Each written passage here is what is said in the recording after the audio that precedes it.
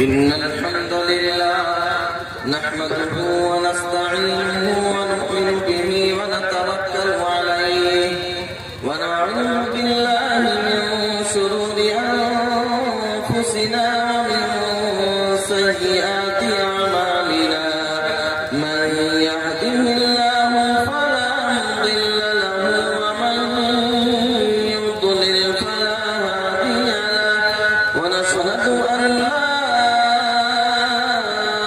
إله إلا الله وحده لا شريك له ونشهد أن محمدا عبده ورسوله أما بعد فأعوذ بالله من الشيطان الرجيم بسم الله الرحمن الرحيم قل إن كان آباؤكم وأبناؤكم وإخوانكم وأزواجكم وعشيرتكم وأموال اقترفتموها وتجارة تخشون كسادها ومساكن ترضونها أحب إليكم من الله ورسوله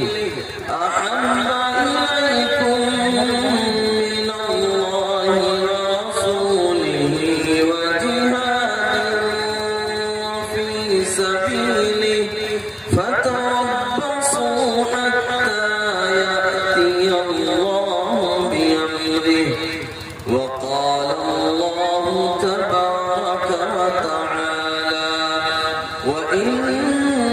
وإنك لعلى خلق عظيم وقال أمنا رضي الله عنها كان خلقه القرآن وقال الله تعالى إن الله وملائكته يصلون على النبي يا أيها الذين آمنوا صلوا يا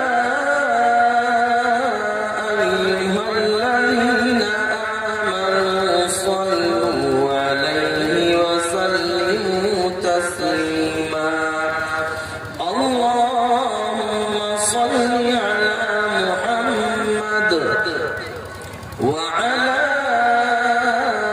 آل محمد كما صليت على إبراهيم وعلى آل إبراهيم إنك حميد مجيد اللهم بارك على محمد وعلى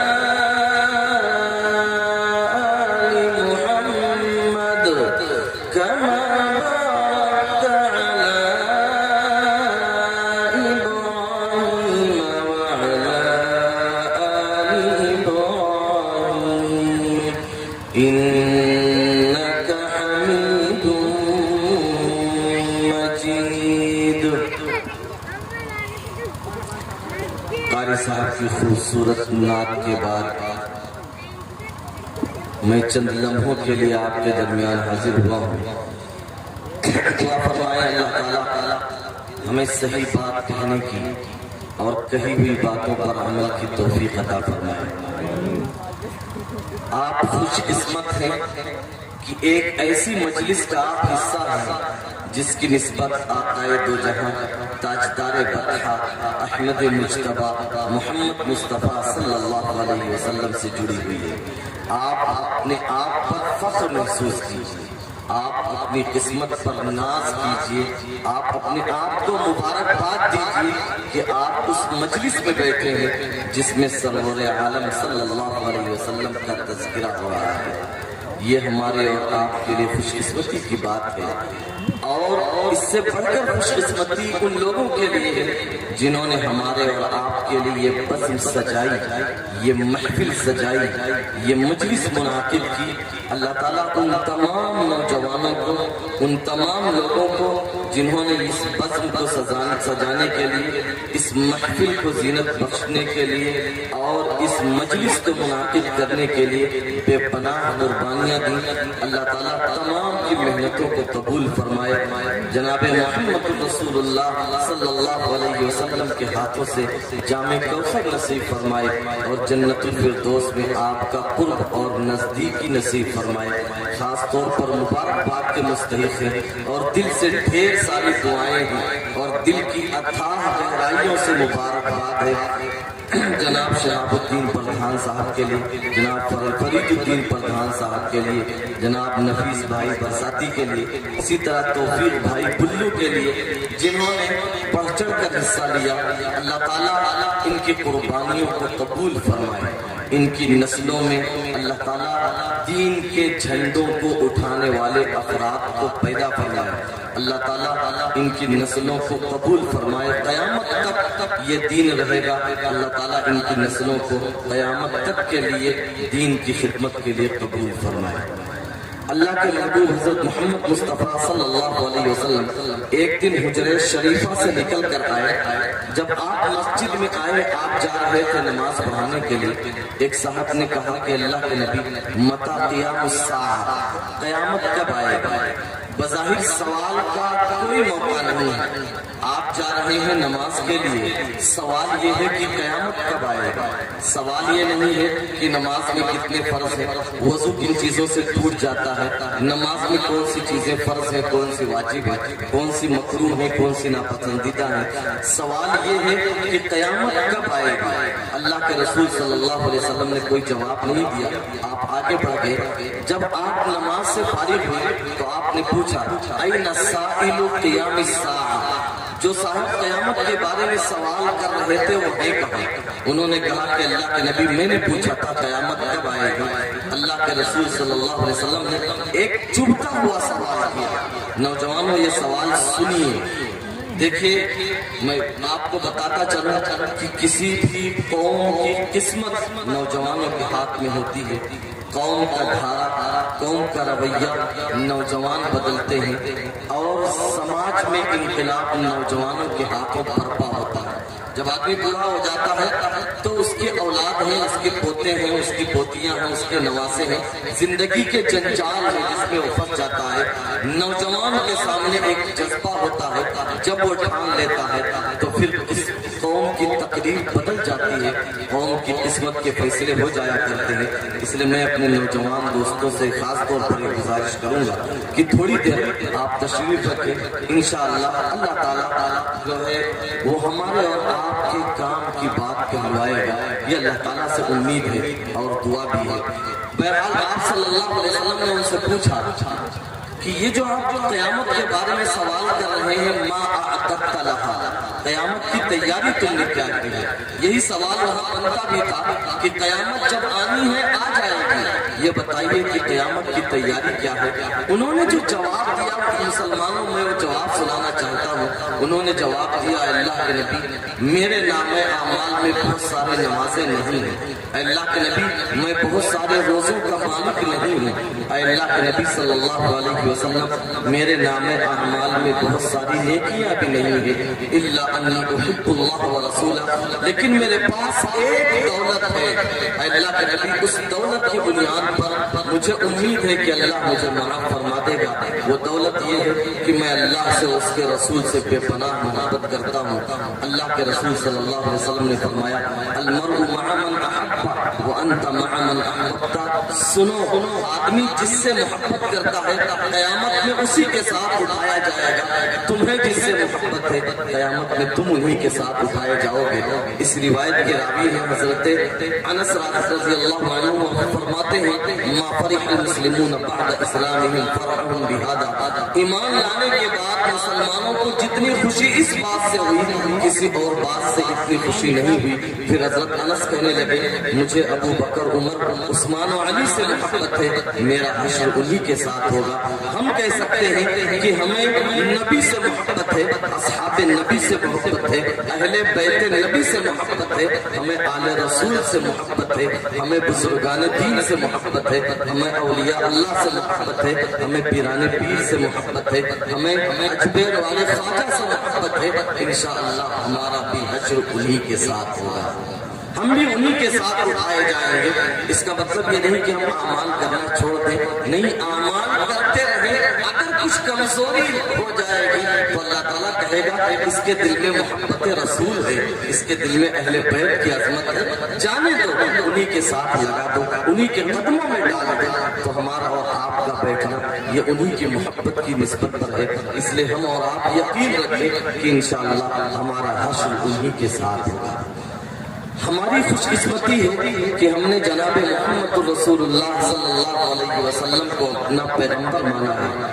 اللہ تعالیٰ نے ہمیں یہ توفیق دی ہے، یہ ہمارے لیے ناز کا مقام ہے، فخر کا مقام ہے، خوشی سے اچھل کودنے کا مقام ہے کہ ہمارے پیغمبر آقائے دو جہاں سرور دو عالم حضرت محمد مصطفیٰ صلی اللہ علیہ وسلم ہے۔ جب ہم نے حضرت محمد مصطفیٰ صلی اللہ علیہ وسلم کو اپنا پیغمبر مان لیا تو ہمارے ذمہ میں آپ کے کچھ حقوق عائد ہوتے ہیں، ہمارے ذمہ کچھ ذمہ داریاں ہیں۔ پہلی ذمہ داری یہ ہے کہ ہم اللہ کے رسول صلی اللہ علیہ وسلم پر ایمان لائیں۔ ایمان کیسا؟ ایمان ویسا جیسا صحابہ ایمان لائے۔ جب آپ صلی اللہ علیہ وسلم معراج کے سفر سے واپس تشریف لائے تو آپ نے مکہ والوں کو بتایا کہ میں ایک ہی رات میں یہاں سے فلسطین گیا، میں نے نبیوں کی امامت بیت المقدس میں کرائی، پھر اس کے بعد ساتوں آسمان پر گیا، ایک ہی رات میں واپس آ گیا۔ تو مکہ والوں نے آپ کا مذاق اڑایا اور کہنے لگے ابھی تک تو آپ جنت اور جہنم کے تذکرے کرتے تھے، اب دیکھو اللہ کی پناہ یہ کیسی کیسی بہکی بہکی باتیں کرنے لگے۔ انہوں نے سوچا یہ اچھا موقع ہے کہ ان کے ساتھ ساتھ حضرت ابو بکر صدیق کو بہکایا جائے۔ چنانچہ ایک ٹیم کی شکل میں حضرت ابو بکر صدیق رضی اللہ تعالیٰ عنہ کے پاس یہ لوگ پہنچے اور ان سے کہنے لگے ایمان والوں ایمان سنیے، ایمان کا دعویٰ تو ہے لیکن ایمان ہوتا کیا ہے وہ سنیے۔ حضرت ابو بکر صدیق سے کہا کہ ابو بکر اگر کوئی یہ کہے کہ میں ایک ہی رات میں یہاں سے فلسطین گیا، وہاں نبیوں کی امامت کرائی، فلسطین سے ساتوں آسمان پر گیا، پھر واپس بھی آ گیا، تو کیا ایسا ممکن ہے؟ حضرت ابو بکر صدیق رضی اللہ عنہ نے کہا یہ کہتا کون ہے؟ تو انہوں نے بہت مذاق کے انداز میں کہا کہ اب تو حضرت ابو بکر ان سے الگ ہو جائیں گے۔ انہوں نے کہا وہ آپ کے ساتھی جنہوں نے نبوت کا دعویٰ کیا ہے، وہ کہتے ہیں میں ایک ہی رات میں یہاں سے فلسطین گیا، فلسطین سے ساتوں آسمان پر گیا، پھر واپس بھی آ گیا۔ حضرت ابو بکر صدیق رضی اللہ تعالیٰ عنہ نے فرمایا لئن کان قال ذلك صدقہ، اگر یہ بات محمد ابن عبداللہ کہتے ہیں صلی اللہ علیہ وسلم تو سچ ہے، عقل میں آئے جب بھی سچ ہے، عقل میں نہ آئے جب بھی سچ ہے۔ یہ ہے ایمان کہ آنکھیں جو دیکھ رہی ہیں وہ غلط ہو سکتا ہے، کان جو سن رہا ہے وہ بھی غلط ہو سکتا ہے، ناک جس چیز کو سونگھ رہی ہے وہ بھی غلط ہو سکتا ہے، زبان جس چیز کو چک رہی ہے وہ بھی غلط ہو سکتا ہے، ہاتھ جس چیز کو پکڑ کر دیکھ رہا ہے وہ بھی غلط ہو سکتا ہے، لیکن ہمارے اور آپ کے آقا حضرت محمد مصطفیٰ صلی اللہ علیہ وسلم نے جو بات کہی تھی وہ غلط نہیں ہو سکتا۔ یہ ہے ایمان۔ تو ہمارا سب سے پہلا فرض یہ ہے کہ ہم رسول اللہ صلی اللہ علیہ وسلم پر صحیح ایمان لائیں۔ دوسرا فرض یہ ہے کہ ہم رسول اللہ صلی اللہ علیہ وسلم کی تعظیم کریں، احترام کریں۔ آپ کی عظمت دنیا کی ہر چیز سے زیادہ عظمت ہمارے دلوں میں رسول اللہ صلی اللہ علیہ وسلم کی ہونی چاہیے۔ نبی کی عظمت کیا ہوتی ہے قرآن نے سکھایا۔ ہم جب قرآن پڑھیں، نوجوانوں سنیے نبی کی عظمت دلوں میں کیا ہونی چاہیے۔ قرآن جب آپ پڑھیں گے قرآن نبیوں کا تذکرہ کرتا ہے، یا موسیٰ، یا عیسیٰ ابن مریم، یا ہارون، یا یونس، لیکن جب محمد رسول اللہ صلی اللہ علیہ وسلم کی بات آتی ہے پورے قرآن میں 4 جگہ ہمارے نبی صلی اللہ علیہ وسلم کا نام محمد آیا۔ کہیں بھی اللہ نے یا محمد کہہ کر بھی پکارنا گوارا نہ کیا. یا کا ترجمہ کوئی بے ادب والا جملہ نہیں ہے. اے محمد یہ کہنا بھی گوارا نہیں کیا جب اللہ تبارک و تعالیٰ نے اتنی تعظیم دی. پورا قرآن آپ پڑھتے جائیے. قرآن میں زمانے کی قسم ہے, رات و دن کی قسم ہے, قرآن میں قیامت کی قسم ہے, قرآن میں تین اور زیتون کی قسم ہے, قرآن میں شہروں کی قسم کھائی گئی ہے. پورے قرآن میں کسی انسان کی قسم نہیں کھائی گئی ہے. پورے قرآن میں اگر کسی انسان کے سر کی قسم کھائی گئی ہے تو وہ صرف ایک ہستی ہے, آمینہ کے لخت جگر, عبداللہ کے نور نظر, تاجدار احمد مجتبیٰ محمد مصطفیٰ صلی اللہ علیہ وسلم. قرآن کہتا ہے لعمرک انہم لفی سکرتہم یعمہون. اگر کسی کی زندگی کی قسم کھائی گئی ہے, کسی کی عمر کی قسم کھائی گئی ہے اور کسی کے بدن کی قسم کھائی گئی ہے تو وہ صرف ہمارے نبی کے بدن کی قسم کھائی گئی ہے. پورا قرآن آپ پڑھ جائیے. دنیا میں جتنے نبی آئے سب سے یہ وعدہ کیا گیا کہ اگر تمہارے بیچ میں محمد ابن عبداللہ تشریف لے آئے صلی اللہ علیہ وسلم لتؤمنن بہ ولتنصرن. دیکھیے ایک فرق سمجھیے, غور سے سنیے. ہمارا ایمان اس وقت مکمل ہوگا جب ہم تمام نبیوں پر ایمان لائیں, اور تمام نبیوں کی نبوت اس وقت مکمل ہوگی جب وہ محمد رسول اللہ پر ایمان لائیں صلی اللہ علیہ وسلم. اس سے بڑی عظمت نبی کی اور کیا ہو سکتی ہے؟ نبی کی عظمت کیا ہوتی ہے قرآن نے سکھایا. سورہ حجرات جب آپ پڑھیے سنیے نبی کی عظمت کیا ہوتی ہے. رسول اللہ صلی اللہ علیہ وسلم کا دربار ہے. ایک طرف حضرت ابو بکر صدیق رضی اللہ تعالیٰ عنہ ہے, دوسری طرف حضرت عمر فاروق رضی اللہ عنہ ہے. مسئلہ یہ ہے کہ فلاں قبیلے کا گورنر کسے بنایا جائے. ایک صاحب کہتے ہیں قعقاع ابن معبد کو بنا دیا جائے, ایک صاحب کہتے ہیں اقرع ابن حابس کو بنا دیا جائے. دونوں آپس میں بات کر رہے تھے کہ حضرت ابو بکر کی اور حضرت عمر کی رضی اللہ عنہما, ان کی آواز نبی کی آواز سے بلند ہو گئی. اللہ کو یہ ادا بالکل پسند نہیں آئی. کون ہے ابو بکر؟ ابو بکر وہ ہے جن کے بارے میں کہا گیا لو حسن ایمان ابی بکر بالناس لرجع ایمان ابی بکر. اگر ایک پلے میں حضرت ابو بکر کا ایمان رکھ دیا جائے, دوسرے پلے میں پوری کائنات کا ایمان رکھ دیا جائے نبی کو چھوڑ کر, تو ابو بکر کے ایمان والا پلہ جھک جائے گا. ابو بکر کا ایمان اتنا عظیم الشان ہے. آپ صلی اللہ علیہ وسلم نے فرمایا میں نے اس دنیا میں سب کا بدلہ ادا کر دیا ہے. ابو بکر وہ انسان ہے جن کا بدلہ میں ادا نہیں کر سکا. ابو بکر کے احسانوں کا بدلہ میرا اللہ اپنے شایان شان دے گا. ابو بکر رسول اللہ صلی اللہ علیہ وسلم کے حسن ہے. دوسری طرف عمر ہے جن کے بارے میں فرمایا کہ اگر میرے بعد نبی ہوتی, نبوت کا سلسلہ جاری ہوتا تو عمر اس قابل تھے کہ انہیں نبی بنا دیا جاتا. عمر رسول اللہ صلی اللہ علیہ وسلم کے حسن ہے.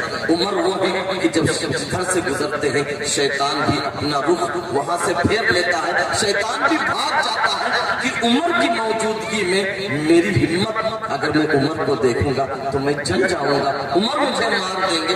شیطان بھی نہیں ٹکتا ہے. ان دونوں کی آواز جب نبی کی آواز سے بلند ہوتی ہے اللہ کو پسند نہیں آتا ہے. اللہ جبریل کو بھیجتا ہے اور قرآن کی آیتیں اتارتا ہے. لا ترفعوا اصواتکم فوق صوت النبی ولا تجهروا له بالقول كجهر بعضكم لبعض ان تحبط اعمالكم وانتم لا تشعرون. اے ابو بکر اور عمر کان پھیر کر سن لو, اور تمہارے واسطے سے قیامت تک آنے والے مسلمان سن لے کہ اگر نبی کی آواز سے آواز بلند بھی ہوئی تو ایمان چلا جائے گا, اعمال برباد ہو جائیں گے, آدمی کا سینہ ایمان سے خالی ہو جائے گا. یہ نبی کا وہ احترام جس کا تصور قرآن نے دیا. صحابہ نے, ایک صحابی ہیں حضرت قیس بن ثابت انصاری رضی اللہ عنہ, ان کی آواز بہت موٹی تھی. ہوتا ہے کچھ لوگوں کی آواز فطرتاً بہت موٹی ہوتی ہے, ان کی آواز موٹی تھی. انہوں نے سوچا اگر میں بولوں گا میری آواز نبی کی آواز سے اوپر ہو جائے گی, میرا ایمان چلا جائے گا. انہوں نے نبی صلی اللہ علیہ وسلم کے دربار میں آنا چھوڑ دیا, گھر کے دروازے بند کر لیے, وہیں رہنے لگے. آپ صلی اللہ علیہ وسلم نے ہفتے کے بعد انہیں بلوایا کہ بھائی قیس بن ثابت نہیں دکھ رہے ہیں. جب انہیں بلایا گیا تو آپ نے کہا کہ قیس تم کیوں نہیں آ رہے ہو؟ انہوں نے کہا کہ اللہ کے نبی میری آواز بہت بلند ہے، میں بولوں گا میری آواز اوپر ہو جائے گی، میرا ایمان چلا جائے گا۔ اللہ کے رسول صلی اللہ علیہ وسلم نے فرمایا قیس تم ان لوگوں میں سے نہیں ہو، تم تو جنتیوں میں سے ہو، وہ جن کی آواز نبی کی آواز پر بلند ہوتی ہے، جو بغیر مجبوری کے بلند کرتے ہیں، ان کے لیے وعید ہے۔ تو یہ نبی کی وہ تعظیم ہے جس کا سبق ہمیں قرآن نے دیا، صحابہ نے اس پر چل کر دکھایا۔ غار ثور ہے، حضرت ابوبکر صدیق رضی اللہ تعالیٰ عنہ رسول اللہ صلی اللہ علیہ وسلم کو اٹھا کر غار ثور میں لے جا رہے ہیں۔ پہلے آپ نے غار ثور کے باہر رسول اللہ صلی اللہ علیہ وسلم سے کہا آپ یہیں تشریف رکھیے، میں اندر جا کر دیکھتا ہوں، صاف کرتا ہوں، صفائی ستھرائی کر دیا، جتنے سوراخ تھے سب میں کپڑا پھاڑ کر لگا دیا۔ آپ صلی اللہ علیہ وسلم کو اندر بلا لیا، جب آپ کو اندر بلایا تو دیکھا کہ ایک سوراخ ہے اور کپڑا ختم ہو چکا ہے۔ حضرت ابوبکر صدیق نے اس پر اپنا پیر لگا لیا، رسول اللہ صلی اللہ علیہ وسلم تشریف لائے، حضرت ابوبکر صدیق کی گود میں آپ نے سر رکھ دیا اور آپ سو گئے، اس لیے کہ کئی راتوں سے جاگے تھے، آپ تھکے ہوئے تھے۔ اتفاق سے جس سوراخ پر حضرت ابوبکر نے اپنا پیر رکھ رکھا تھا، ایک زہریلا کیڑا نکلا اور اس نے حضرت ابوبکر صدیق کے پیر میں ڈس لیا۔ حضرت ابوبکر صدیق کو بے پناہ تکلیف ہوئی، لیکن اگر حرکت کھلتے تو گود میں کائنات کے سردار لیتے ہیں، نیند کھل جاتی۔ حضرت ابوبکر نے کوئی حرکت نہیں کی، بالآخر جب وہ آپ کی تکلیف شدت کو پہنچ گئی تو حضرت ابوبکر کی آنکھوں سے آنسو گرے اور وہ آنسو ٹپک کر رسول اللہ صلی اللہ علیہ وسلم کے چہرے پر گرے۔ آپ صلی اللہ علیہ وسلم اٹھ کر بیٹھ گئے، کہا کہ ابوبکر یہ کیا ہوا؟ تو حضرت ابوبکر نے کہا کہ اللہ کے نبی صلی اللہ علیہ وسلم کسی زہریلے جانور نے میرے پیر میں ڈس لیا ہے۔ اللہ کے نبی صلی اللہ علیہ وسلم نے کہا کہ ابوبکر اپنے پیر کو ہٹا کیوں نہیں لیا؟ تو ابوبکر نے جواب دیا کہ محبوب پیر کو ہٹا تو لیتا، لیکن آپ کی نیند نہ کھل جاتی، آپ کی نیند نہ کھلے، ابو بکر کی جان جاتی ہے تو چلی جائے۔ یہ تھے حضرت ابو بکر صدیق رضی اللہ تعالیٰ عنہ کے جذبات۔ مسجد نبوی میں کنارے کنارے صحابہ کے گھر تھے۔ جب حضرت عمر کا دور آیا تو آپ نے صحابہ کے جو گھروں کی نالیاں تھی، جسے پرنالے ہم کہتے ہیں، برسات کا پانی گرتا ہے، وہ مسجد نبوی کے ایریے میں گرتا تھا، سب کے پرنالے توڑوا دیے۔ اس میں ایک پرنالہ آپ کے چچا حضرت عباس رضی اللہ تعالیٰ عنہ کا تھا، اس کو بھی حضرت عمر نے توڑ دیا۔ حضرت عباس آیا اور کہا کہ عمر تمہاری ہمت کیسے ہوئی میرے پردانے کو توڑ دیا؟ حضرت عمر رضی اللہ تعالیٰ عنہ نے کہا کہ چچا جان جب سب کا پردانہ ٹوٹا ہے تو آپ کا بھی ٹوٹے گا۔ تو حضرت عباس نے کہا کہ عمر شاید تمہیں معلوم نہیں کہ اس پرنالے کو میرے نبی نے اپنے ہاتھوں سے لگایا تھا اور تم نے اس پرنالے کو توڑ دیا۔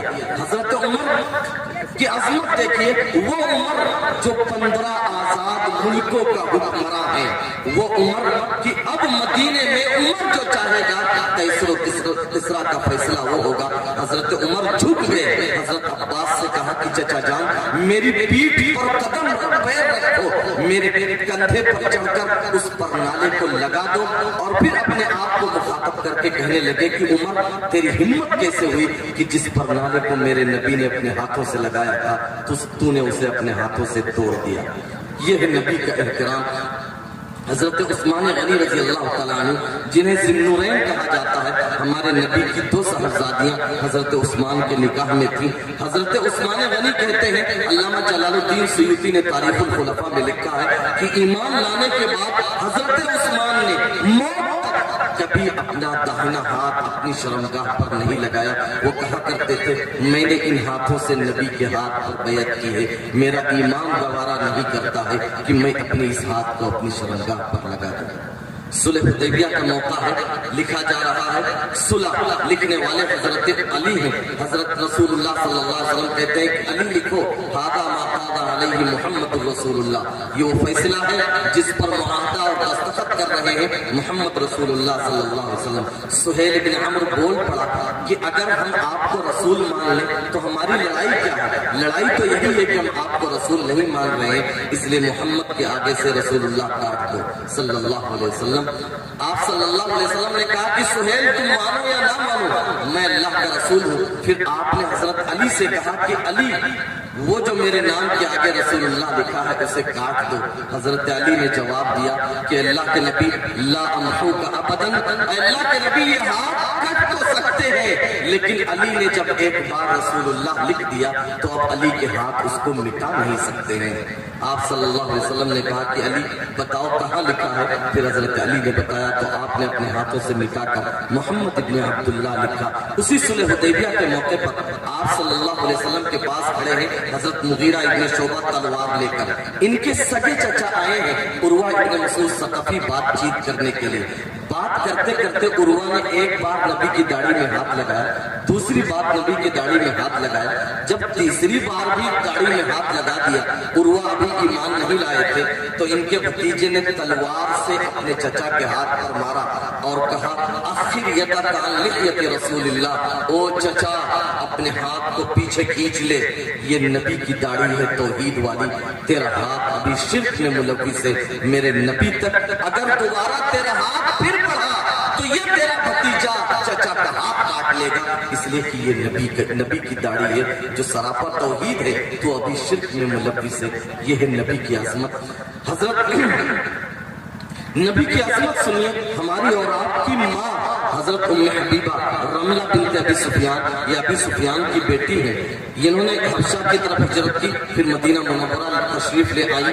صلح حدیبیہ کے بعد ان کے ابا حضرت ابو سفیان اس وقت تک ایمان نہیں لائے تھے، صلح حدیبیہ کو آگے بڑھانے کے لیے یہ مدینہ تشریف لے گئے، آپ نے ان کی بات نہیں مانی، ابو بکر اور عمر سے ملے رضی اللہ عنہما، ان کی بھی سفارش کام نہ آئی، انہوں نے سوچا کہ میں اپنی بیٹی سے مل لیتا ہوں، بہت زمانہ ہو گیا بیٹی سے جدا ہوئے، چنانچہ ابو سفیان اپنی بیٹی کے گھر جاتے ہیں، حضرت ام حبیبہ کے گھر، وہاں ایک بستر لگا ہوا ہوتا ہے، جب بیٹی باپ کو دیکھتی ہے، باپ کو دیکھ کر بستر پلٹ دیتی ہے، باپ کہتا ہے کہ بیٹی یہ بستر تو نے کیوں پلٹ دیا؟ کیا میں بستر کے لائق نہیں تھا یا بستر اس لائق نہیں تھا کہ میں اس پر بیٹھ جاؤں؟ بیٹی نے جو جواب دیا، ایمان والوں کو احترام سنیے، بیٹی نے جواب دیا ابا جان انک امرؤ نجس، آپ ناپاک انسان ہیں، یہ نبی کا بستر ہے، آپ میرے باپ نے یہ تسلیم ہے، لیکن نبی کے بستر پر آپ بیٹھنے کے لائق نہیں ہیں، اس لیے کہ ابھی آپ ایمان والے نہیں ہیں۔ یہ ہے نبی کی عظمت۔ اور یہی نہیں، بعد میں رسول اللہ صلی اللہ علیہ وسلم نے جو سماج چھوڑا اس میں نبی کی عظمت اسی طرح تھی۔ مدینے کے امام ہیں حضرت امام مالک، ان کو امام دار الہجرت کہا جاتا ہے۔ ایک دن یہ درس دے رہے تھے، اندر کوئی چیز گھس گئی، اس نے کاٹا، انہوں نے حرکت دی تو پھر کاٹا، لیکن یہ حدیث کو پڑھاتے رہے۔ جب درس ختم ہوا، اپنے کسی شاگرد سے کہا کرتا اتارو، دیکھو کوئی چیز کاٹ رہی ہے۔ شاگرد نے جب کرتا اتارا تو دیکھا کہ بچھو ہے جس نے 16 جگہ ڈنک مارا ہے، 16 جگہ کاٹا ہے۔ تو شاگرد کہنے لگے کہ حضرت آپ پہلے بھی تو اٹھ سکتے تھے، اس کی تکلیف سے نجات پا جاتے۔ تو امام مالک نے کہا نادان، تمہیں نہیں معلوم کہ میں نبی کی بات سنا رہا تھا، نبی کی بات کو بیچ میں توڑ دیتا صرف اس بچھو کے ڈنک کے لیے؟ میں تو آگے دوسرے لوگوں نے لکھا ہے اگر میری جان بھی چلی جاتی تب بھی میں نبی کے ارشادات کا سلسلہ نہ توڑتا۔ یہ ہے نبی کا احترام۔ یہی امام مالک نے پوری زندگی مدینہ منورہ میں انہوں نے گزاری، کبھی مدینہ کے حرم کے سرحد میں انہوں نے پاخانہ اور پیشاب نہیں کیا۔ یہ کہا کرتے تھے جس مٹی نے میرے نبی کے قدموں کو چوما ہے، جس مٹی نے میرے نبی کے تلووں کو بوسہ دیا ہے، میں اس نبی پر پیشاب کر دوں، یہ امام مالک کا ضمیر گوارا نہیں کرتا۔ امام مالک کے استبل میں شاندار قسم کے گھوڑے تھے، امام مالک کبھی مدینے کی سرحد میں ان گھوڑوں پر سوار نہ ہوئے، لوگ کہا کرتے تھے کہ حضرت اس پر سوار ہو جاؤ، تو امام مالک جواب دیتے تھے کہ جس سرزمین پر میرے نبی کے قدم پڑے ہو، امام مالک ان کنکریوں کو، ان مٹی کو امام مالک گھوڑے کے ٹاپوں سے رون دے، یہ امام مالک کا ایمان گوارا نہیں کرتا۔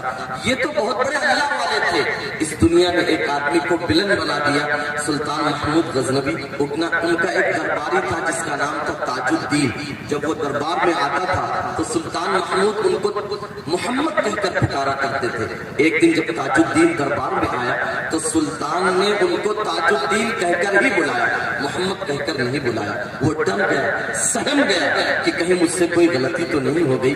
3 दिन तक दरबार में नहीं आया। तीसरे दिन सुल्तान महमूद ने उसको बुलाया कि तुम दरबार में क्यों नहीं आते हो? तो उसने कहा, आप मुझे रोजाना मोहम्मद कहकर पुकारा करते थे, 3 दिन पहले आपने ताजुद्दीन कहकर पुकारा था। मैं समझ गया शायद आप नाराज हैं, इसलिए मैं नहीं आया था।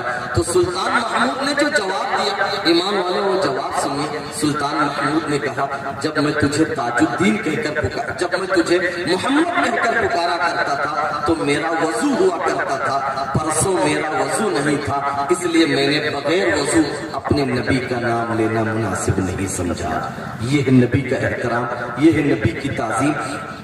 हम नबी का एहतराम करें। नबी से जो चीजें जुड़ी हुई हैं, नबी के सहाबा, नबी के अहले बैत, वो लोग जो नबी के इल्म के वारिस हैं, वो उम्मत जो नबी की उम्मत कहलाती है, हम तमाम का एहतराम करें। तीसरा फर्ज हमारे ऊपर यह आयद होता है कि हमने जब नबी को अपना नबी मान लिया है तो हम उससे मोहब्बत करें। ऐसी वैसी मोहब्बत नहीं, टूट कर मोहब्बत। मैं आपको बताऊं मोहब्बत की दास्तान। हजरत अबू महजूरा रजी अल्लाह तआला अन्हु एक सहाबी हैं। ग़ज़वे हुनैन के बाद अल्लाह के नबी सल्लल्लाहु अलैहि वसल्लम एक जगह रुककर आपने अजान दिलवाई, नमाज खड़ी की आपने। जब सहाबा ने अजान दी तो कुछ नौजवानों ने सहाबा की अजान की नक्काली की, उसका मजाक उड़ाया। लेकिन उन नौजवानों में एक नौजवान की आवाज बहुत प्यारी थी। अल्लाह के रसूल सल्लल्लाहु अलैहि वसल्लम ने उन नौजवानों को पकड़वाया कि लाओ इनको। जब लाए गए आपने बारी बारी सबसे अजान कहलवाई। फिर आखिर जिस आवाज को आप तलाश कर रहे थे वो आवाज थी हजरत अबू महजूरा की। जब हजरत अबू महजूरा का नंबर आया, उन्होंने आवाज कही, आप सल्लल्लाहु अलैहि वसल्लम ने, उन्होंने अजान कही, आप सल्लल्लाहु अलैहि वसल्लम ने ऐसे उनकी पेशानी पर हाथ रखा, एक हाथ सीने पर रखा। सीने पर रखने का असर ये हुआ कि उन्होंने ईमान कबूल कर लिया, उनको हरम का मुअज्जिन बना दिया गया। लेकिन उनकी पेशानी पर नबी का हाथ पड़ा था।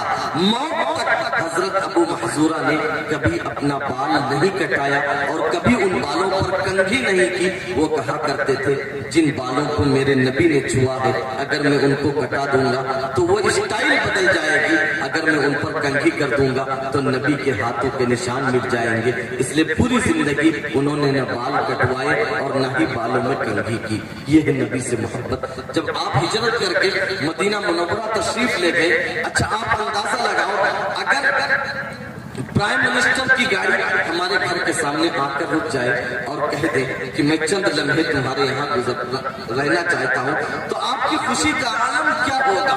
प्राइम मिनिस्टर के भी प्राइम मिनिस्टर और कायनात के सरदार, जिनके लिए ये कायनात सजाई गई, जिनके लिए चांद को रोशनी दी गई, जिनके लिए सूरज को तपिश दी गई, जिनके लिए आसमान को बुलंदी दी गई, जिनके लिए दरियाओं को रवानी दी गई, जिनके लिए फूलों को खुशबू दी गई, जिनके लिए चिड़ियों को चहक दी गई, जिनके लिए कलियों को महक दी गई और जिनके लिए फूलों को मुस्कुराहट दी गई, उनकी ऊँटनी हजरत अबू अय्यूब अंसारी के घर पर ठहरती है। और फैसला ये होता है कि नबी हजरत अबू अय्यूब अंसारी के घर पर क़याम फरमाएंगे।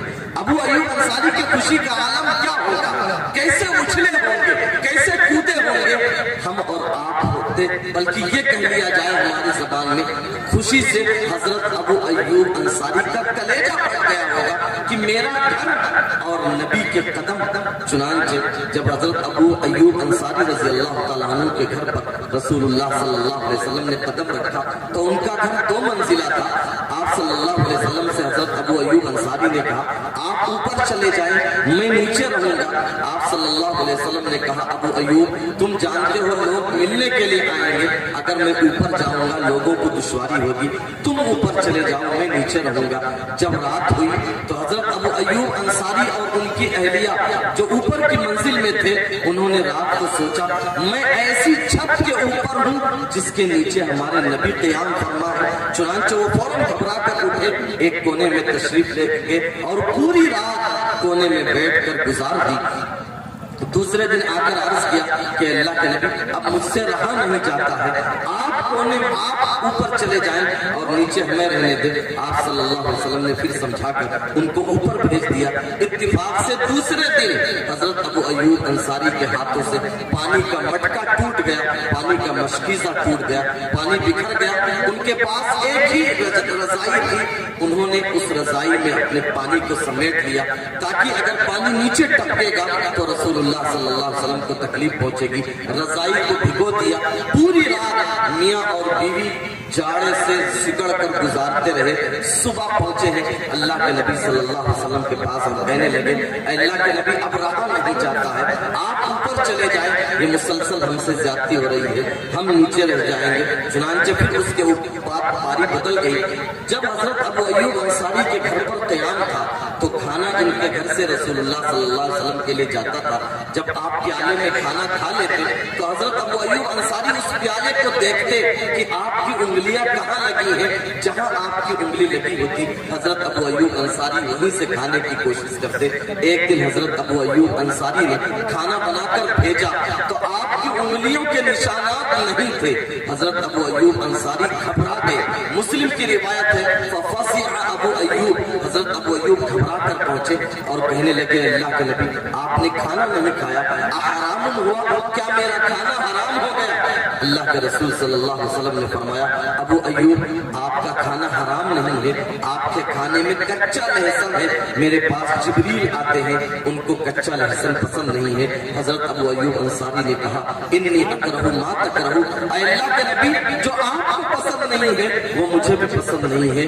پھر موت تک حضرت ابو ایوب انصاری نے کبھی کچا لہسن نہیں کھایا۔ یہ حرام نہیں تھا لیکن محبوب سے محبت تھی کہ محبوب کو جو پسند نہیں ہے وہ مجھے بھی پسند نہیں ہے۔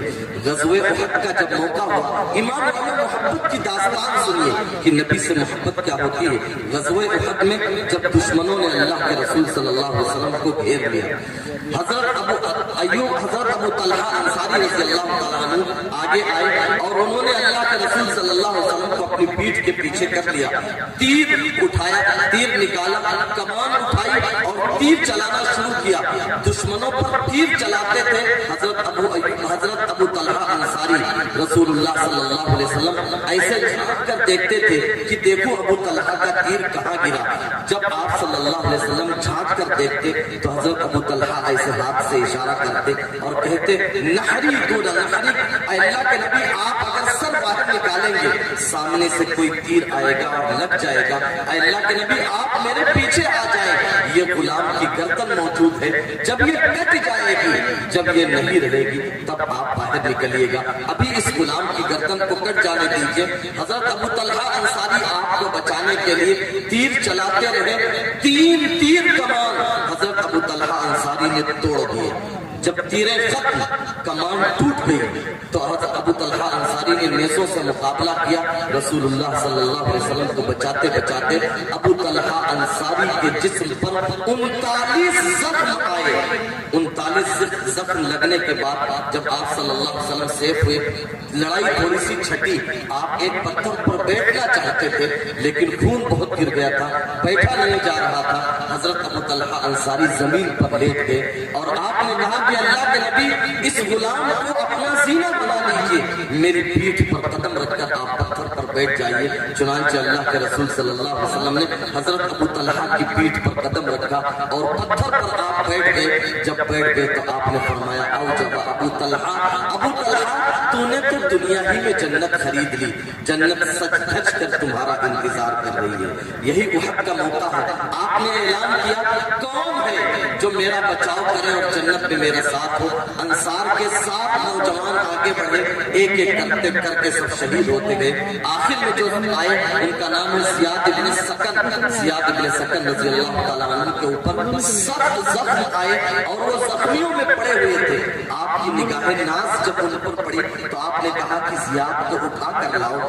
صحابہ جب زیاد کو اٹھا کر لائے ہیں، نوجوانوں سنیے، ایسی موت، ایسی شہادت اور ایسی قربانی کی کروڑوں زندگیاں ایسی موت پر قربان کی جا سکتی ہیں۔ جب زیاد ابن سکن کو اٹھا کر لایا گیا، حضرت زیاد کا منہ تھا اور نبی صلی اللہ علیہ وسلم کے قدم حضرت زیاد ہاتھوں سے چھوٹ گئے، وہ نبی کے قدموں پر گرے۔ حضرت زیاد کا ہونٹ اور نبی کے قدم اور وہی ان کی روح پرواز کر گئی، وہ اللہ کو جا کر مل گئے۔ کروڑوں زندگیاں، لاکھوں زندگیاں ایسی موت پر قربان کی جا سکتی ہیں۔ یہ نبی کی محبت اسی حق میں عبداللہ ابن جحش حضرت سعد ابن ابی وقاص سے کہتے ہیں نوجوانوں محبت کی داستان سنا رہا ہوں، سنیے نبی سے محبت کیا ہوتی ہے، عشق کیا ہوتا ہے، نبی کے عشق کی جلن اور سوزش سینے میں کیا ہونی چاہیے۔ حضرت عبداللہ ابن جحش نے سعد ابن ابی وقاص سے کہا کہ چلو دعا کرتے ہیں۔ پہلے سعد ابن ابی وقاص نے دعا کی کہ اللہ جب دشمن سے ملاقات ہو تو کسی خوفار دشمن سے ملاقات کرانا، وہ مجھے مارے میں اس کو ماروں، وہ مجھے قتل کرے میں اس کو قتل کروں، بالآخر مجھے جیت دے دینا، میں اس کو پٹک دوں، اس کو مار دوں، اس کا ساز و سامان چھین لوں۔ عبداللہ ابن جحش نے کہا آمین۔ لیکن جب عبداللہ ابن جحش کی باری آئی تو عبداللہ ابن جحش نے کہا اے اللہ جب دشمن سے ملاقات ہو تو کسی مضبوط ترین دشمن سے ملاقات کرانا، وہ مجھے مارے میں اس کو ماروں، وہ مجھے قتل کرے میں اس کو قتل کروں، بالآخر اس کو میرے اوپر غلبہ دے دینا، وہ مجھے پٹک دے، وہ میری گردن کو کاٹ دے، میری ناک کو کاٹ ڈالے، میرے کان کو کاٹ ڈالے، میرے پیٹ کو چیر دے۔ کل قیامت میں جب میں تیرے سامنے حاضر ہوں تو اتنا پوچھ لے فیما جدیا انفک و ادنک یا عبداللہ، اے عبداللہ یہ تیرے ناک کیوں کاٹی گئی، تیرا کان کیوں کاٹا گیا، تیرا پیٹ کیوں چیرا گیا، میں کہہ دوں فیکا و فی رسولک یا اللہ، اے اللہ تیرے لیے تیرے نبی کی محبت میں سب کچھ ہوا ہے، اور تو کہہ دے صدق تھا کہ عبداللہ تو سچ کہہ رہا ہے، بس میری یہی تمنا ہے۔ چنانچہ ہوا بھی یہی کہ احد میں حضرت عبداللہ ابن جحش کی ناک کاٹی گئی، کان کاٹا گیا، پیٹ چیرا گیا اور ایک دھارے دھاگے میں پرویا گیا۔ یہ ہے نبی کی محبت۔ اسی محبت میں اسی غزوہ احد میں انصار کے سردار ہے سعد ابن ربیع۔ سعد ابن ربیع جب میدان میں نہ دکھنے لگے، اللہ کے رسول صلی اللہ علیہ وسلم نے زید ابن ثابت کو بھیجا کہ جاؤ سعد کا پتہ لگا کر آؤ، دیکھا اور ان کو میرا سلام کہنا اور پوچھنا تم کیسا محسوس کر رہے ہو۔ جب زید ابن ثابت گئے ہیں سعد ابن ربیع کے پاس، دیکھا کہ وہ زخمیوں میں پڑے ہوئے ہیں، کہا کہ اللہ کے نبی صلی اللہ علیہ وسلم نے آپ کو سلام کہا ہے۔ انہوں نے آنکھیں کھول دی اور کہا کہ جا کر میرے نبی سے میرا بھی سلام کہہ دینا۔ اور پھر حضرت زید ابن ثابت نے پوچھا کہ اللہ کے نبی نے پوچھا ہے آپ کیسا محسوس کر رہے ہیں، تو سعد بن ربیع نے کہا جاؤ نبی سے کہہ دینا کہ میں جنت کی ہوائیں اور خوشبوئیں محسوس کر رہا ہوں۔ پھر سعد ابن ربیع آپ اندازہ لگا سکتے ہیں کہ وہ کس حالت میں پڑے تھے۔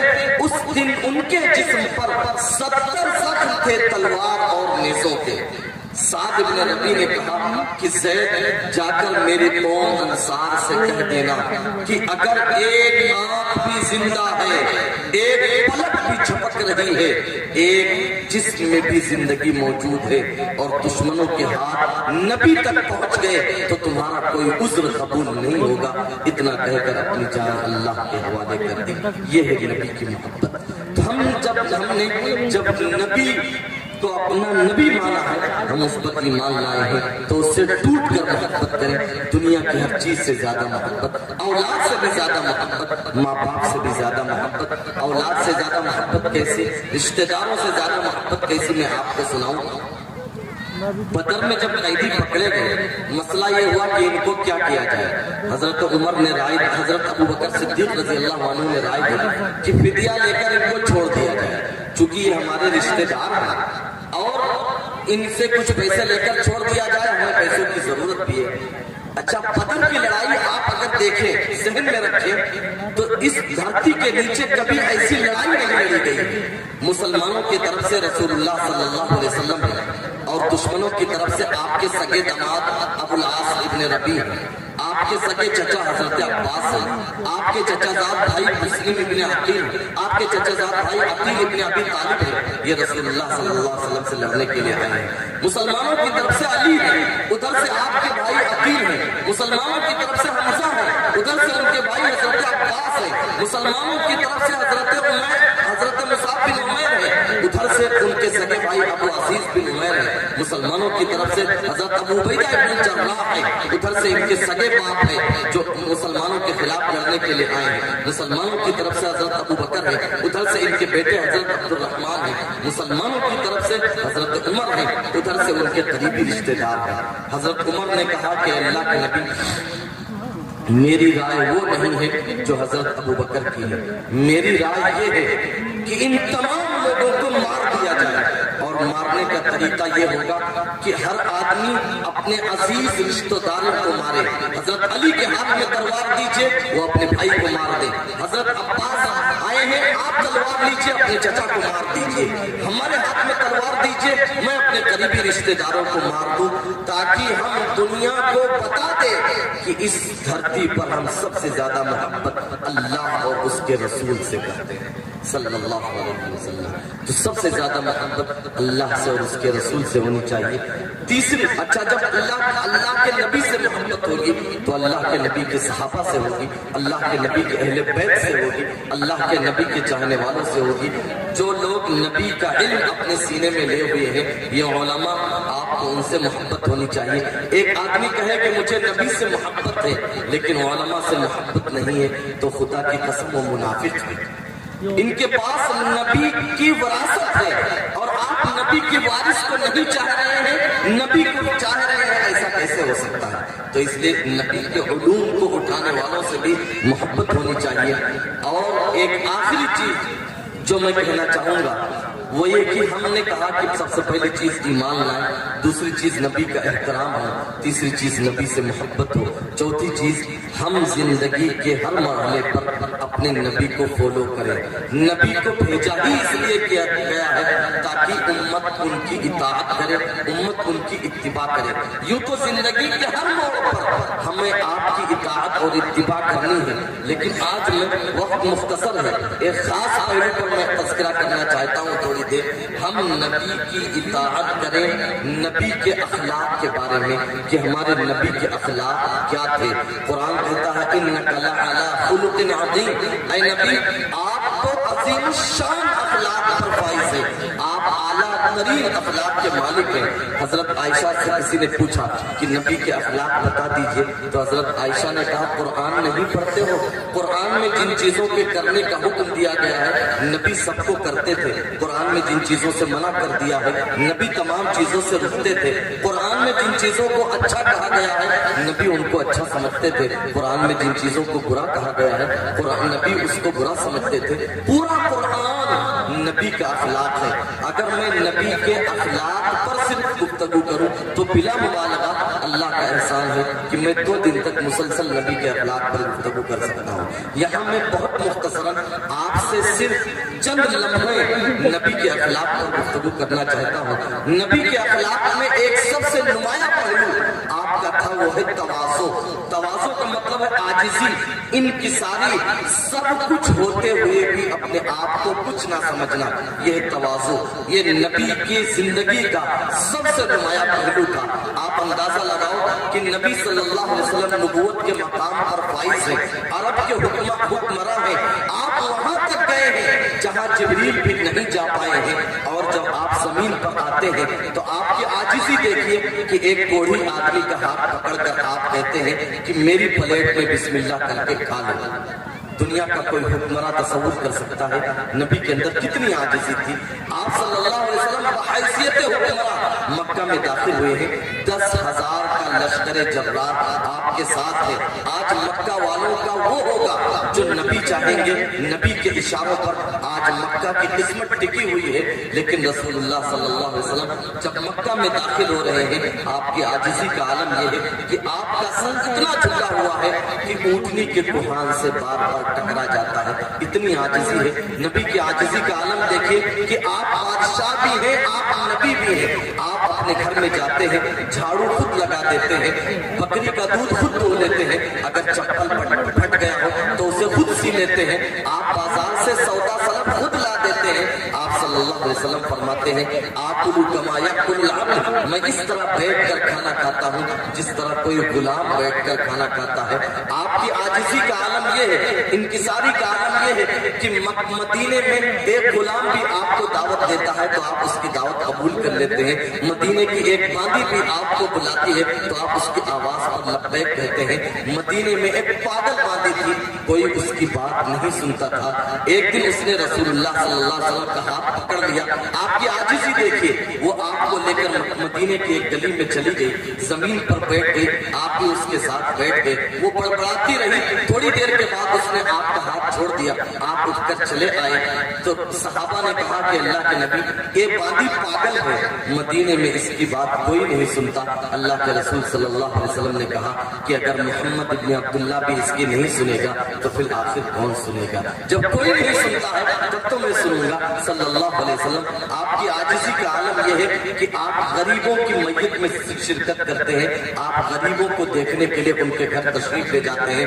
آپ کی عاجزی کا عالم یہ ہے کہ آپ روکھا سوکھا کھاتے ہیں، چٹائی پر سوتے ہیں۔ ایک دن حضرت عمر آپ کے گھر تشریف لائے تو دیکھا کہ آپ ٹاٹ پر لیٹے ہوئے ہیں، سر کے نیچے ایک تکیہ ہے جس میں کھجور کی چھال بنی ہوئی ہے، گھر میں ایک طرف چند جو کے دانے پڑے ہوئے ہیں۔ حضرت عمر کو دیکھ کر آپ اٹھ پڑے تو آپ کے بدن پر ٹاٹ کے نشانات تھے۔ حضرت عمر پھوٹ پھوٹ کر رونے لگے کہ اللہ کے نبی آپ کائنات کے سردار ہیں، آپ کے لیے یہ دنیا بنائی گئی ہے، آپ کا عالم یہ ہے کہ چند جو کے دانے ہیں اور بدن پر ٹاٹ کے نشانات ہیں اور کیسر و کسرا عیش و عشرت کر رہے ہیں۔ اللہ کے رسول صلی اللہ علیہ وسلم نے فرمایا عمر کیا تمہیں یہ بات پسند نہیں ہے کہ ان کے لیے دنیا ہو اور ہمارے لیے آخرت ہو؟ آپ صلی اللہ علیہ وسلم کی تواضع ہی کا ایک پہلو یہ تھا کہ آپ اپنے لیے لقب کو کبھی پسند نہیں کرتے تھے۔ آپ بیچ میں اس طرح سے بیٹھتے تھے صحابہ کے بیچ میں کہ باہر سے آنے والوں کو پوچھنا پڑتا تھا من منکم محمد، کہ محمد صلی اللہ علیہ وسلم تم میں سے کون ہے؟ جب آپ مدینہ ہجرت کر کے گئے ہیں تو لوگ کنفیوز تھے کہ ابو بکر کون ہے اور رسول اللہ صلی اللہ علیہ وسلم کون ہے۔ آپ اپنے ساتھیوں میں اس طرح سے گلگل کر رہتے تھے، اگر آپ کے ساتھی آپ کو کوئی لقب دینا چاہتے تو آپ اس کو انکار کر دیتے تھے۔ چنانچہ صحابہ ایک علاقے میں گئے تو دیکھا کہ وہاں لوگ اپنے سرداروں کو سجدہ کرتے ہیں۔ وہ آئے اور کہنے لگے کہ اللہ کے نبی وہ اپنے سرداروں کو سجدہ کرتے ہیں کہ آپ ہمیں اجازت دے رہے ہیں کہ ہم آپ کو سجدہ کریں؟ اللہ کے رسول صلی اللہ علیہ وسلم نے فرمایا نہیں، اگر دنیا میں کسی کو سجدے کی اجازت ہوتی تو میں عورت سے کہتا کہ اپنے شوہر کو سجدہ کرو، مجھے سجدے کی بالکل اجازت نہیں ہے۔ آپ صلی اللہ علیہ وسلم سراپا تواضع، عاجزی اور انکساری پسند کرتے تھے، اسی لیے آپ نے فرمایا تھا کہ دیکھو مجھے غریبوں میں تلاش کرو، اور پھر آپ نے دعا مانگی تھی اللہم احیینی مسکینہ وامیتنی مسکینہ واحشرنی فی زمرۃ المساکین، اے اللہ مجھے مسکین بنا کر زندہ رکھنا، مسکین بنا کر موت دینا، اور کل قیامت کے دن ان غریبوں اور مسکینوں کے ساتھ مجھے اٹھانا۔ یہ ہے رسول اللہ صلی اللہ علیہ وسلم کی تواضع۔ ہم اور آپ دیکھیں کہ اگر تھوڑا سا عہدہ آ گیا، تھوڑا سا پیسہ آ گیا، تھوڑی سی جان پہچان ہو گئی، ایک گاڑی ہم نے کیا خرید لی، ایک گھر ہم نے کیا بنا لیا، تو ہم اپنے بھائیوں کو حقیر سمجھنے لگتے ہیں، ذلیل سمجھنے لگتے ہیں۔ گاؤں والے بیچارے ہمیں ان پڑھ اور گنوار لگنے لگتے ہیں۔ ہم اپنی اولاد کو سکھاتے ہیں کہ ان چچا اور داداؤں کے ساتھ، ان خالوں کے ساتھ، ان پھوپھوں کے ساتھ تم ان گنوار لوگوں کے ساتھ کہا دیں۔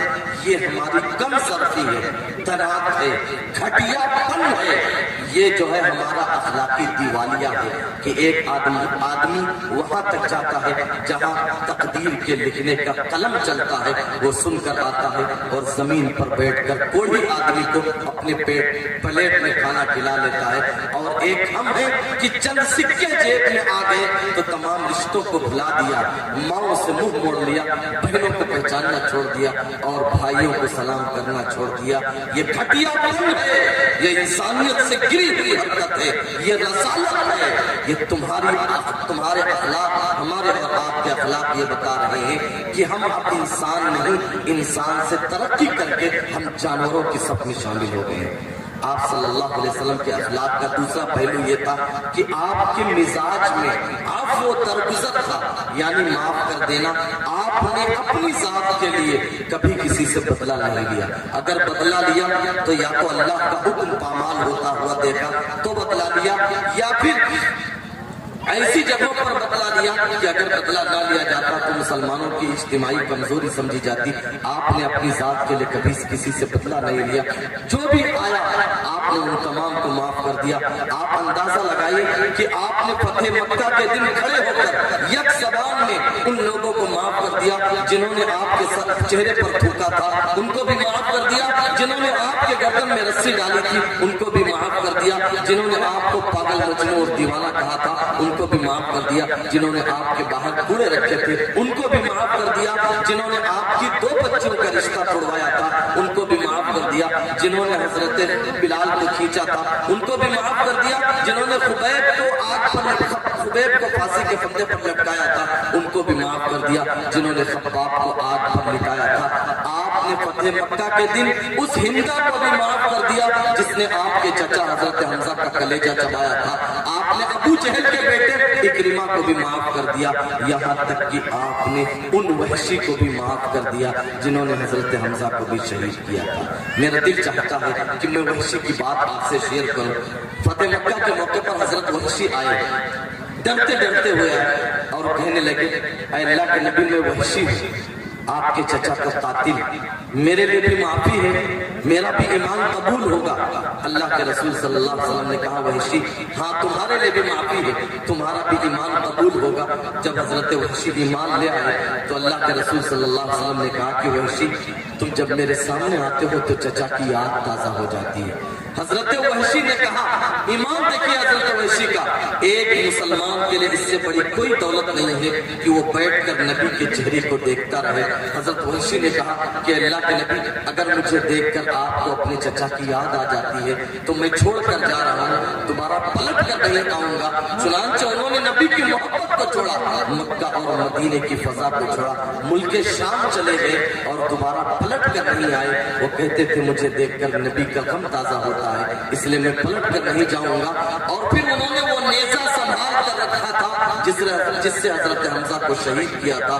اور جب مسیلمہ کذاب کے خلاف فوج کشی ہوئی حضرت ابو بکر صدیق رضی اللہ تعالیٰ عنہ کے زمانے میں تو حضرت وحشی نے اسی نیزہ سے جس سے حضرت حمزہ کو شہید کیا تھا وحشی کے سینے میں وہ نیزہ اتار دیا اور کہا ہاذا بہذا کل اس نیزے سے حمزہ کو شہید کیا تھا آج بدترین کافر کو شہید کر کے میں نے اپنا کچھ غم ہلکا کیا ہے آپ صلی اللہ علیہ وسلم نے ان وحشی کو بھی معاف کر دیا آپ نے ان لوگوں کو بھی معاف کر دیا جنہوں نے طائف میں آپ کو پتھر مارے تھے آپ نے ان کو بھی معاف کر دیا جنہوں نے آپ پر جادو کیا تھا آپ نے اس عورت کو بھی معاف کر دیا جس نے آپ کو زہر دیا تھا آپ نے اس انسان کو بھی معاف کر دیا جس نے آپ کی بیوی ہماری اور آپ کی ماں حضرت عائشہ پر زنا کی تہمت لگائی تھی آپ نے اس کو بھی معاف کر دیا بلکہ اس کے مرنے پر اپنے کرتا دے دیا اور اس کی نماز جنازہ پڑھانے کے لیے بھی کھڑے ہو گئے کتنا بڑا کلیجہ تھا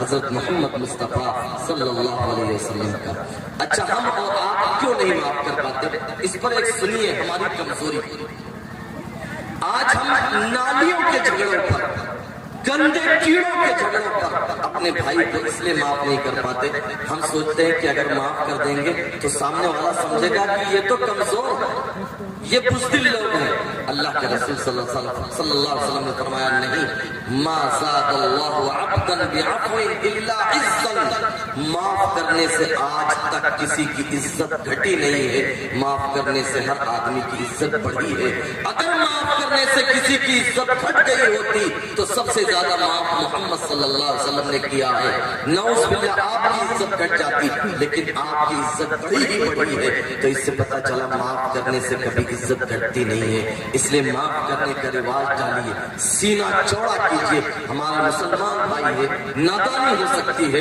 اس کی طرف سے ناسمجھی ہو سکتی ہے آپ معاف کیجیے تو آپ کے اخلاق کا دوسرا بڑا پہلو ہے عفو درگزر آپ کے اخلاق کا تیسرا بڑا پہلو ہے جود و سخاوت کرنا آپ نے کبھی بھی کسی مانگنے والے کو منع نہیں کیا اگر ہوتا تھا تو دے دیتے تھے نہیں ہوتا تھا ادھار لے کر دے دیتے تھے سامنے والے کے پاس بھی نہیں ہوتا تھا تو وعدہ کر لیتے تھے کہ پھر آ جانا اور میں دے دوں گا آپ کی سخاوت کا اس سے بڑا عالم کیا ہوگا کہ آپ نے مکہ میں اعلان کرا دیا تھا کہ سنو اگر کوئی مرتا ہے اس نے مال چھوڑا ہے تو وہ مال اس کے وارثوں کے لیے ہے اور اگر اس کے ذمے قرضہ ہے تو اس کا قرضہ میں محمد محمد ابن عبداللہ ادا کریں گے صلی اللہ علیہ وسلم، اس سے بڑی سخاوت کی اور بات کیا ہو سکتی ہے؟ ایک پوائنٹ کی بات آپ نوٹ کیجئے اور غور کیجئے، شاید اس پہلو پر آپ نے کبھی غور نہ کیا ہو۔ آپ صلی اللہ علیہ وسلم نے کہا اسلام کی بنیاد 5 چیزوں پر ہے۔ آپ نے نمازیں بھی پڑھی، روزے بھی رکھے، آپ نے حج بھی کیا، لیکن آپ نے پوری زندگی کبھی زکوٰۃ ادا نہیں کی۔ کیوں؟ اس لیے کہ کبھی آپ نے مال روکا ہی نہیں، جو آیا وہ امت پر لٹا دیا۔ آپ پر پوری زندگی کبھی زکوٰۃ واجب ہی نہیں ہوئی۔ اسی لیے جب آپ دنیا سے تشریف لے جا رہے ہیں، امام بخاری کا بیان ہے، آپ کے گھر میں جو چراغ ہے وہ تیل نہ ہونے کی وجہ سے ٹمٹما رہا ہے، یعنی بجھنے کے قریب ہے، اور آپ کی زرہ ایک یہودی کے پاس چند کلو جو کے بدلے میں رہن رکھی ہوئی ہے۔ اتنے پیسے نہیں ہیں کہ زرہ کو چھڑایا جا سکے، اتنے پیسے نہیں ہیں کہ چراغ میں تیل ڈالا جا سکے۔ یہ حال ہے اس کائنات کے سردار کا، جو اگر ایک اشارہ کرتا تو احد کا پہاڑ بھی سونا بن جاتا۔ اس لیے ہم خرچ کرنے کا رواج ڈالیں۔ اگر اللہ تعالیٰ نے مال دیا ہے، اگر میرا بھائی اسپتال میں اس لیے مر رہا ہے کہ اس کو خون دینے والا یا خون کے پیسے دینے والا کوئی مسلمان تیار نہیں ہوا، اگر ایک بہن اس لیے مر جاتی ہے کہ ڈلیوری میں اس کے پاس خرچے نہیں تھے اس لیے اس کا انتقال ہو گیا، اگر ایک مسلمان اس لیے موت کے گھاٹ اتار دیا جاتا ہے کہ اس کا علاج نہ ہو سکا، تو لعنت ہے ان پیسوں پر، لعنت ہے ان تجوریوں پر جن پر تالے لگے ہوئے ہیں۔ یہ مال تو اس لیے ہے کہ آپ محبوب کی امت پر صلی اللہ علیہ وسلم آپ اس پر لٹائیں۔ تو آپ کے اخلاق کا ایک نمایاں پہلو ہے کہ آپ امت پر خرچ کرتے تھے۔ آپ کے اخلاق کا ایک نمایاں پہلو یہ ہے کہ آپ عدل و انصاف کرتے تھے۔ دیکھیں سماج کی سب سے بڑی ضرورت ہے امن، شانتی، چین۔ امن بغیر انصاف کے اور عدل کے قائم نہیں ہو سکتا۔ آپ کی ہم زندگی دیکھیں، اس اعتبار سے آپ کے اخلاقی پہلو دیکھیں۔ قبیلے بنو مخزوم ایک بڑے قبیلے کی عورت ہے، اس نے چوری کر لی۔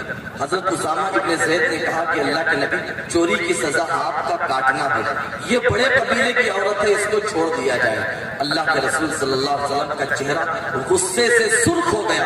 آپ نے فرمایا اسامہ اگر اس کی جگہ محمد کی بیٹی فاطمہ بھی ہوتی تو اس کا بھی ہاتھ آج کاٹ دیا جاتا۔ سماج میں عدل ہوگا، انصاف ہوگا۔ ہم کیا کرتے ہیں کہ اگر بڑا کوئی جرم کر لے، ارے کر لیا ہوگا چھوڑیے، اگر چھوٹا جرم کر لے تو ہم تباہی مچا دیتے ہیں۔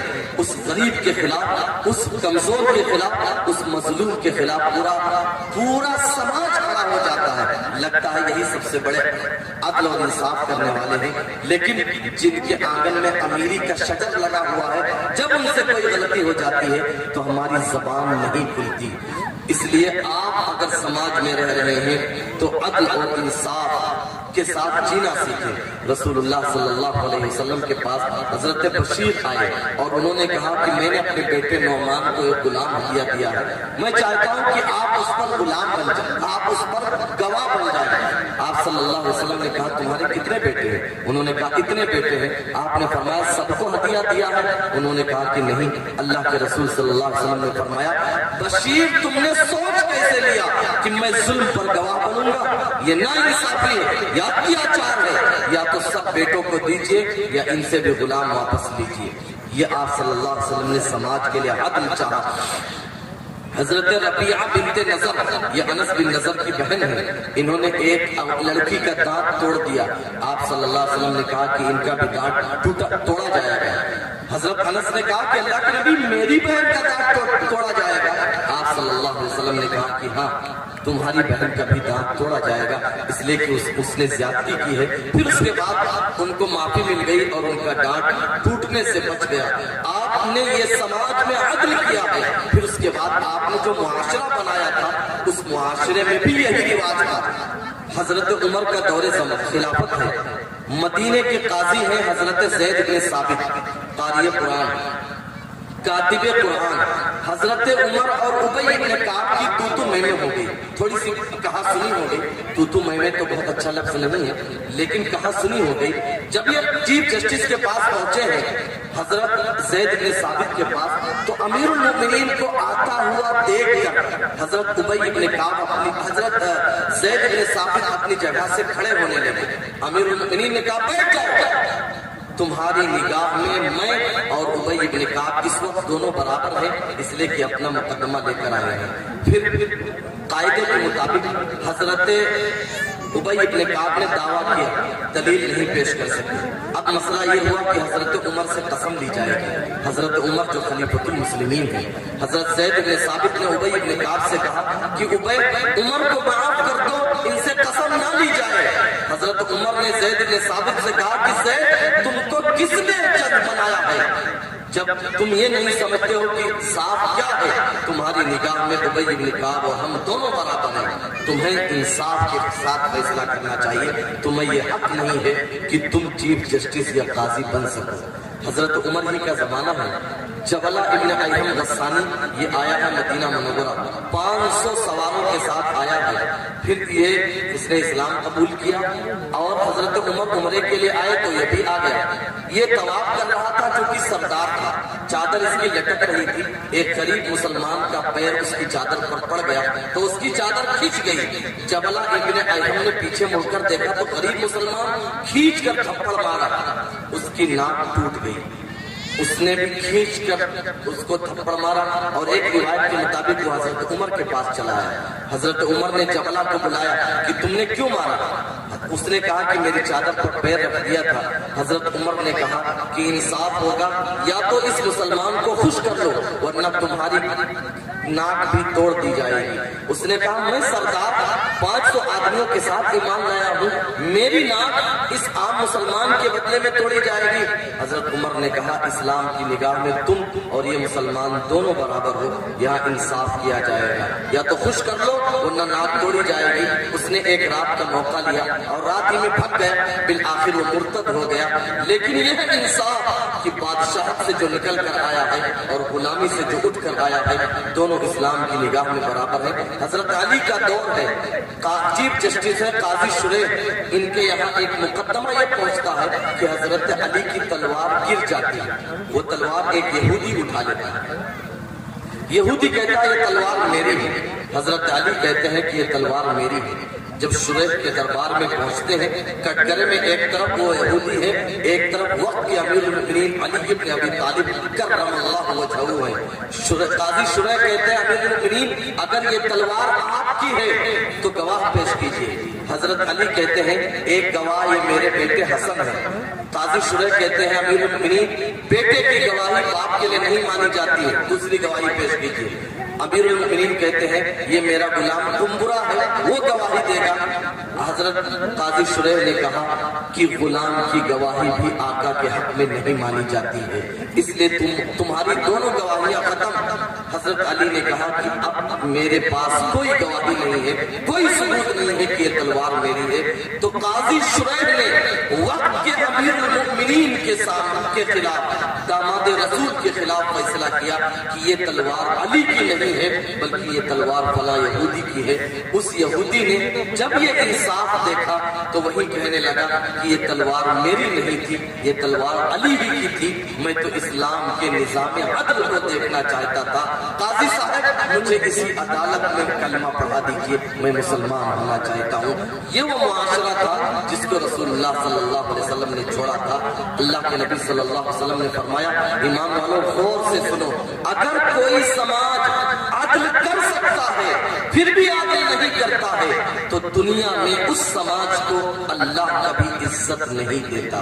شاید یہی وجہ ہے کہ ہمیں اور آپ کو عزت نہیں مل رہی ہے. آپ کے اخلاق کا ایک پہلو یہ تھا کہ آپ نے کبھی جھوٹ نہیں بولا. ایمانداری کی بات آپ غور سیرت پڑھیے. آپ صفا پر کھڑے ہوئے، آپ نے تمام مکہ والوں سے مخاطب ہو کر کہا کہ مکہ والوں میرے بارے میں تمہاری کیا رائے ہے؟ تمام لوگوں نے بیک زبان کہا تھا ما جربنا علیک الا صدقا. اے آمنہ کے لخت جگر آپ نے کبھی جھوٹ نہیں بولا ہے. یہ پورے مکے نے گواہی دی تھی. دو کٹر دشمن تھے، ابو جہل اور ابو سفیان. ابو جہل نے بھی اس بات کی گواہی دی کہ محمد کبھی جھوٹ نہیں بولتے ہیں صلی اللہ علیہ وسلم، ان کی باتیں سمجھ میں نہیں آتی. اور ابو سفیان نے تو ہرقل کے دربار میں گواہی دی تھی ہرقل نے ابو سفیان کو بلایا، اس وقت تک وہ ایمان نہیں لائے تھے، اور کہا کہ یہ بتاؤ جنہوں نے نبوت کا دعویٰ کیا ہے انہوں نے کبھی اپنی زندگی میں جھوٹ بولا ہے؟ تو ابو سفیان نے کہا کہ میں ایمان نہیں لایا ہوں، میں ان کے ساتھ ایک صلح میں ہوں، یعنی صلح حدیبیہ میں، لیکن محمد نے آج تک کبھی غلط بیانی نہیں کی ہے صلی اللہ علیہ وسلم۔ تو اس ہرقل کا کمنٹ تھا، اس کا تبصرہ تھا، وہ سنیے۔ اس نے کہا کہ انہ سیملک موضع قدمی ہاتین، اگر عالم یہ ہے تو خدا کی قسم ایک دن وہ آئے گا جب میرے پیروں کے نیچے کی زمین کے مالک محمد بن عبداللہ ہوں گے صلی اللہ علیہ وسلم۔ پھر ایسا ہو کر رہا کہ ہرقل کے پیروں کی زمین کے مالک مسلمان بن گئے۔ تو آپ ایمانداری سے بتاؤ، آج مارکیٹ میں چلے جاؤ، کوئی بیوپاری مسلمان کو ادھار نہیں دیتا، کیوں؟ اس لیے کہ جھوٹا ہے، لے کر جائے گا واپس نہیں آئے گا۔ لوگوں نے بورڈ لگا رکھے ہیں کہ کرائے پر مکان خالی ہے لیکن مسلمانوں کو نہیں دیا جائے گا، اس لیے کہ یہ کرایہ نہیں دیتا ہے اور یا پھر مکان پر قبضہ کرنے کی کوشش کرتا ہے۔ ایک رکشہ والا ہمارے محلے میں آنے کے لیے تیار نہیں، اس لیے کہ یہ جو طے کرتا ہے آنے کے بعد جھک کرتا ہے۔ ہم نے اپنے آپ کو کہاں کھڑا کر دیا؟ وہ نبی کہ پورے مکے نے شہادت دی تھی کہ محمد تم نے کبھی جھوٹ نہیں بولا صلی اللہ علیہ وسلم۔ آج اسی نبی کی ہم امتی ہیں، پورا ملک یہ شہادت دیتا ہے کہ مسلمانوں کے ساتھ معاملہ نہ کرنا، یہ جھوٹے لوگ ہیں، بے ایمان لوگ ہیں، بات دے کر زبان دے کر مکر جاتے ہیں۔ ہم کہاں ہم اپنے آپ کو لے آئے؟ رسول اللہ صلی اللہ علیہ وسلم کے اخلاق کا ایک پہلو ہے کہ آپ نے کبھی امانت میں خیانت نہیں کی۔ ہجرت کا موقع ہے، آپ کے پاس انہی لوگوں کی امانتیں ہیں جنہوں نے آپ کا گھر گھیر رکھا ہے۔ آپ نے حضرت علی سے کہا کہ علی یہ دشمنوں کی امانتیں ہیں، میرے بستر پر لیٹ جاؤ، کل جن کے ہاتھوں میں تلواریں ہیں یہ امانتیں ان کو تھما دینا، پھر تم مدینہ واپس تشریف لے آنا۔ امانت کی اس سے بڑی کہانی شاید ہسٹری میں نہیں مل سکتی ہے۔ آپ نے خیبر کا محاصرہ کر رکھا ہے، ایک کالا چرواہا آتا ہے یہودیوں کی بکریوں کو لے کر، جن کا نام روایت میں اسود راعی ملتا ہے۔ اسود کے معنی کالا، راعی کے معنی چرواہا۔ وہ کالے کلوٹے رنگ کے تھے، ان کے پاس یہودیوں کی بکریاں تھیں۔ انہوں نے پوچھا بھائی یہ کیوں اکٹھا ہو؟ صحابہ نے کہا کہ ہمارے نبی ہیں، ہم فوج کشی کرنے کے لیے آئے ہیں۔ تو اس نے کہا کہ نبی سے ملاقات کرا، ان کا محل کہاں ہے؟ صحابہ نے کہا ہمارے نبی کا کوئی محل نہیں ہوتا ہے، وہ تو سراپا تواضع، عاجزی اور انکساری ہے، وہ خیمے میں موجود ہے۔ وہ آیا اور اس نے کہا کہ آپ مسلمانوں کے نبی ہیں؟ آپ صلی اللہ علیہ وسلم نے کہا ہاں۔ تو اس نے کہا اگر میں ایمان لے آؤں تو مجھے کیا ملے گا؟ آپ صلی اللہ علیہ وسلم نے کہا جنت ملے گی، میں تمہیں سینے سے لگا دوں گا۔ اس کو یقین نہیں آیا کہ مجھے جنت ملے گی، مجھے کالے کلوٹے کو آپ اپنے سینے سے لگا لیں گے؟ آپ صلی اللہ علیہ وسلم نے کہا ہاں میں اپنے سینے سے لگا لوں گا۔ پھر اس نے کہا ٹھیک ہے مجھے کلمہ پڑھا دو۔ جب کلمہ پڑھ لیا تو اس نے کہا اب میں کیا کروں؟ آپ صلی اللہ علیہ وسلم نے کہا اس وقت نماز کا تو وقت نہیں ہے کہ تم نماز پڑھو، رمضان بھی نہیں ہے کہ روزہ رکھو، تمہارے پاس مال بھی نہیں ہے کہ زکات دو۔ ایک عبادت اس وقت انجام دی جا رہی ہے اور وہ یہ ہے کہ ہم نے فوج کشی کر رکھی ہے خیبر والوں کے خلاف، تم بھی لڑ سکتے ہو۔ اس نے کہا میں چلتا ہوں لڑنے کے لیے۔ آپ صلی اللہ علیہ وسلم نے کہا کہ نہیں، تمہارے پاس یہ بکریاں کس کی ہیں؟ اس نے کہا یہ تو بکریاں انہیں کی ہیں جس کے خلاف آپ لڑنے کے لیے آئے ہیں۔ آپ کی امانت کا عالم دیکھیے، آپ نے کہا یہ بکریاں پہلے ان کو واپس کر کے آؤ پھر میری صف میں شامل ہو۔ دشمنوں کی بکریاں تھی، آپ چاہتے تو پھر وہ مسلمان لشکر کو کاٹ کر کھلائی جا سکتی تھی، لیکن امانت کا عالم دیکھیے کہ آپ نے جہاد کے صف میں بھی اس کو واپس بھیجا کہ جاؤ یہ بکریاں خیبر کی طرف ہاتھ کر آؤ، اس کے بعد آ کر مسلمانوں کے صف میں شامل ہوگا ہونا۔ یہ مسلمانوں، یہ ہمارے نبی کی امانت کا عالم ہے۔ ہم اپنے آپ کو پرکھیں، جانچیں، اس پر رکھیں۔ اگر کوئی آدمی 10,000 ہمارے پاس رکھ گیا اور 10 مہینے بھی بھول گیا تو پھر اللہ، رسول، قرآن کا سب کی ہم قسم کھا لیں گے کہ ہمارے پاس کب رکھا ہے؟ ارے یہ کب کی بات آپ کر رہے ہیں؟ یہ ایک ایمان والے کی زبان ہے۔ آپ صلی اللہ علیہ وسلم کے اخلاق کا ایک پہلو تھا۔ بالکل آخری بات، وعدہ کی آپ نے کبھی کی خلاف ورزی نہیں کی، ہمیشہ جو وعدہ کیا اس کو پورا کیا۔ رسول اللہ صلی اللہ علیہ وسلم کی زندگی کے 2 واقعے میں آپ کو بتاتا ہوں۔ غزوے بدر کا موقع ہے، مسلمانوں کی تعداد تھوڑی ہے۔ حضرت حذیفہ اور ان کے والد یمان یہ دونوں مدینے کی طرف جا رہے تھے۔ ابو جہل نے پکڑ لیا، کہاں جا رہے ہیں؟ انہوں نے کہا جا رہا ہوں مدینے، رسول اللہ صلی اللہ علیہ وسلم کے پاس۔ اس نے کہا جاؤ گے اور میرے خلاف لڑائی کرو گے؟ اب یہ پھنس گئے کہ اب میں کیا کروں، کیسے کہوں کہ نہیں کروں گا۔ بالآخر جب اس نے نہیں چھوڑنے کے لیے کہا تو حضرت حذیفہ اور ان کے والد نے وعدہ کر لیا کہ میں مدینے جاؤں گا تو، لیکن تم لوگوں کے خلاف لڑائی نہیں لڑوں گا۔ جب یہ لوگ مدینے پہنچے ہیں تو اسلامی لشکر مدینے سے نکل رہا تھا بدر کی طرف۔ رسول اللہ صلی اللہ علیہ وسلم سے یہ ملے اور انہوں نے لڑنے کی خواہش ظاہر کی، لیکن ساتھ ساتھ انہوں نے کہا کہ اللہ کے نبی، ابو جہل نے مجھے پکڑ لیا تھا اور کہا تھا کہ لڑائی میں شرکت نہیں کرو گے۔ ہم نے ابو جہل سے وعدہ کر لیا ہے۔ کس سے وعدہ کیا ہے؟ بدترین دشمن ابو جہل سے۔ رسول اللہ صلی اللہ علیہ وسلم نے کہا کہ دیکھو اس وقت افراد کی بھی ضرورت ہے، تعداد کی بھی ضرورت ہے، لیکن مسلمان کی زبان کی بڑی اہمیت ہے۔ جب تم نے وعدہ کر لیا ہے تو اب زبان کٹ نہیں سکتی ہے، لہذا تمہاں اپنے وعدے پر قائم رہو۔ اور دوسرا واقعہ صلح حدیبیہ کے موقع پر جب صلح نامہ لکھایا جا رہا تھا تو ابو جندل رضی اللہ تعالیٰ عنہ ہتھکڑی بیڑیوں میں جکڑے ہوئے مسلمانوں کے پاس آئے۔ سہیل ابن عمرو نے کہا کہ ان کو واپس کر دو، کہ رسول اللہ صلی اللہ علیہ وسلم نے کہا کہ ابھی اس معاہدہ پورا نہیں ہوا ہے۔ رسول اللہ صلی اللہ علیہ وسلم سے سہیل بن عمرو نے کہا اگر آپ واپس نہیں کرتے ہیں تو ہم اس معاہدے کے لیے تیار نہیں ہیں۔ بالآخر حضرت ابو جندل کو، چونکہ آپ زبان دے چکے تھے کہ جو مکے سے آئے گا اسے واپس بھیج دیا جائے گا، حضرت ابو جندل کو اسی حال میں بیڑیوں میں جکڑے ہوئے مکہ کی طرف واپس بھیجا گیا۔ یہ رسول اللہ صلی اللہ علیہ وسلم کا اخلاقی پہلو ہے۔ اللہ تبارک و تعالی ہمیں اور آپ کو جناب محمد رسول اللہ صلی اللہ علیہ وسلم کی تعلیمات پر عمل کی توفیق عطا فرمائے۔ چچا جان ناراض نہ ہو، ہمیں جو وقت دیا گیا تھا اس کے اندر ہم نے بات ختم کر دی ہے۔ اللہ ہمیں عمل کی توفیق عطا فرمائے۔ وما علینا الا البلاغ۔